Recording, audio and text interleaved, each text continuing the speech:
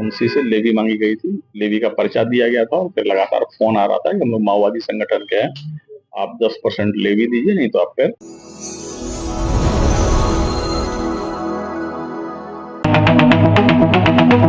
22 मई को जो नामकुम थाना क्षेत्र में जगह है गरुड़ पीढ़ी, वहां पर एक पुल बन रहा है विशेष प्रमंडल का। तो उसके ठेकेदार से और मुंशी से लेवी मांगी गई थी, लेवी का पर्चा दिया गया था और फिर लगातार फोन आ रहा था कि हम लोग माओवादी संगठन के हैं, आप 10% लेवी दीजिए, नहीं तो आप फिर फौजी कार्रवाई होगी।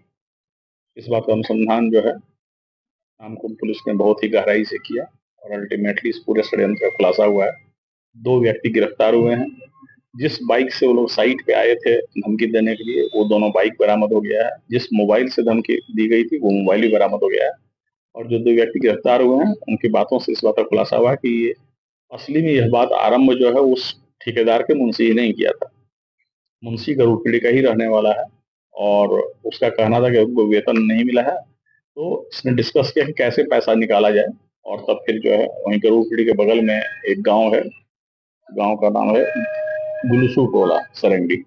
उसका एक आदमी था, उसने संपर्क किया और अभी हम लोग के अनुसंधान का विषय है कि ये 6 वो लोग जो थे मुंशी के कहने पर, ये सचमुच माओवादी संगठन के कहने पर पैसा मांग रहे थे या माओवादी पर्चा के नाम पर अपना व्यक्तिगत पैसा वसूल रहे। अभी इस बात का हम लोग अनुसंधान कर रहे हैं, पर जो लोग हैं उन्होंने माओवादी पर्चे का भी उपयोग किया है। उसमें से एक व्यक्ति जो है वो सरेंडर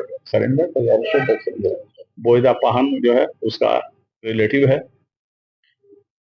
इसमें से 3 आदमी है जो 17 CLA उग्रवादी धारा में पहले भी जेल गया है। तो ये संभावना बनती है कि ये माओवादी संगठन से सीधे जुड़े हुए भी हो सकते हैं और या माओवादी संगठन पर वसूली पर हम लोग इन्वेस्टिगेशन कर रहे हैं। रेस्ट लोग पकड़े जाएंगे तो ज्यादा बात क्लियर होगी। कुल मिलाकर इस पूरे घटना में 6 व्यक्ति थे उस मुंशी के अलावे जो इस घटना में शामिल थे, जिसमें से 2 गिरफ्तार हो गए हैं और बाकी गिरफ्तारी की छापेमारी चल रही है। दोनों का क्या नाम है? जो तो पकड़े गए हैं उसमें सुखलाल मुंडा और दूसरा सुखराम भेंगरा। हाँ, कहे कि 3 आदमी का आपराधिक इतिहास है। 17 CLA में मतलब उग्रवादी धाराओं में जेल गए हुए हैं। मुंशी भी नहीं, फरार है। हाँ, मुंशी फरार है।